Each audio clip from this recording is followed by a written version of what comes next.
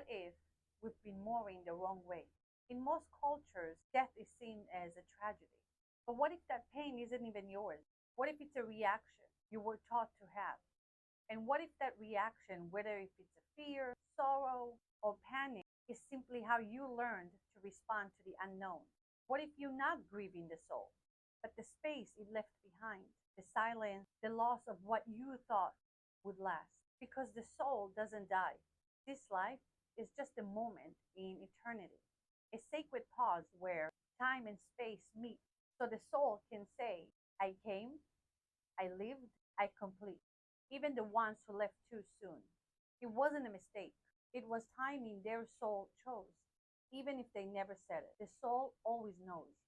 Nothing happens by accident, not even death. And when you understand that, you stop clinging and start honoring. The body leaves, the soul continues always.